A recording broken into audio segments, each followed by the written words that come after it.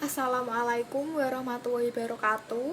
Perkenalkan, nama saya Nelly Ivy Krida dengan NIM 2020 120 50 2. Di sini saya akan menjelaskan mengenai komunikasi lisan. Komunikasi lisan merupakan proses penyampaian pesan dengan cara mengucapkan kata-kata melalui suatu medium langsung kepada penerima. Contohnya itu seperti bercakap-cakap secara langsung tatap muka atau melalui suatu media, misalnya seperti telepon. Itu kan kita langsung melakukan cakap-cakap kepada orangnya secara langsung tanpa perantara. Dalam komunikasi antar manusia, merupakan keterampilan berkomunikasi yang pertama kali dipelajari oleh manusia.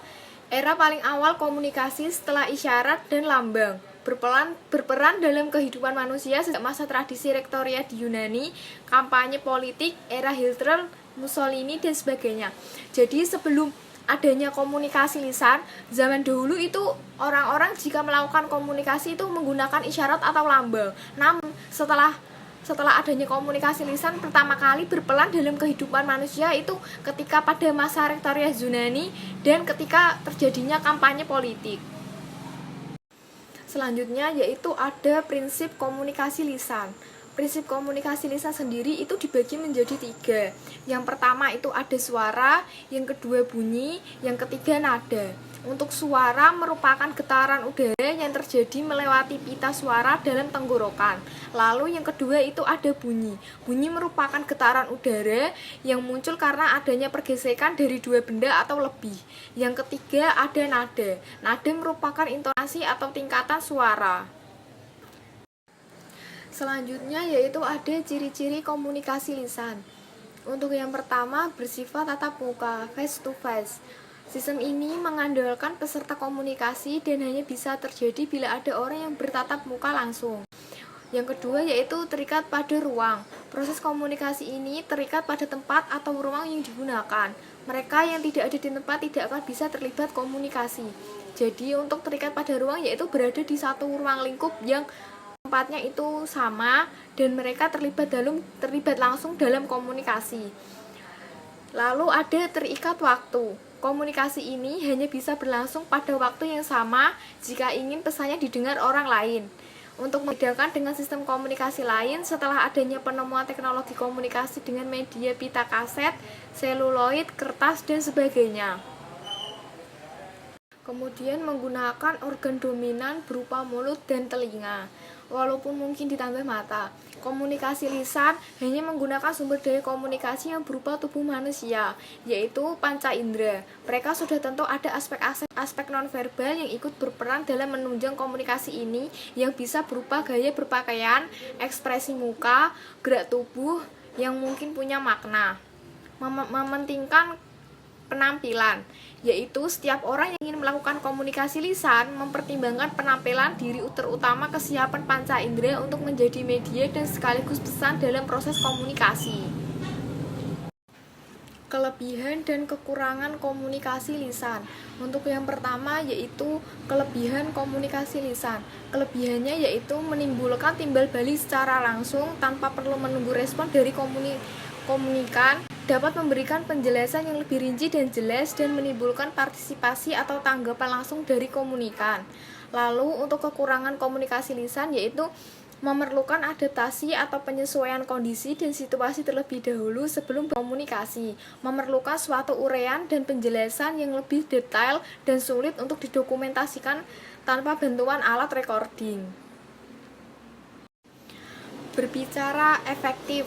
Jenis-jenis berbicara dibagi menjadi 2, yaitu berdasarkan situasi, yang kedua berdasarkan metode penyampaian.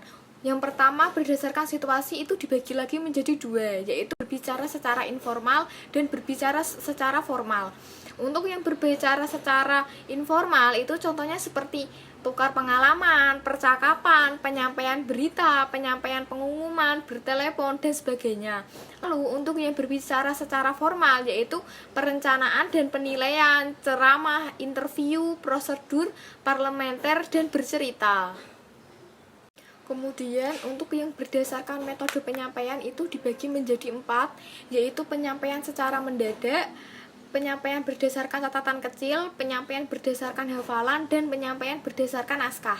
Untuk yang penyampaian secara mendadak itu seperti impromptu, yaitu tanpa rencana harus berbicara di depan suatu forum, mungkin karena menggantikan pembicara yang tidak dapat datang atau karena alasan lainnya. Kemudian penyampaian berdasarkan catatan kecil itu membawa catatan kecil ketika ada di sebuah forum. Untuk penyampaian berdasarkan hafalan itu ada naskah tapi sudah dihafalkan sehingga saat berbicara tidak perlu membacanya. Kemudian yang keempat yaitu penyampaian berdasarkan naskah, yaitu berbicara dengan cara membawa naskah yang dibawa ke depan. Selanjutnya yaitu teknik berbicara efektif. Teknik berbicara efektif sendiri itu dibagi menjadi 6, ada bahasa, materi, cara atau gaya berbicara, kemudian penampilan berbicara, hubungan dengan pendengar, suasana pembicara. Yang pertama yaitu bahasa.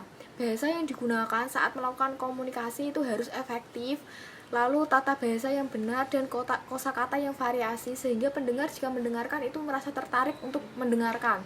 Kemudian materi disampaikan atau dijelaskan itu harus sesuai, kemudian jelas, dikenal, minat, dan terasosiasikan.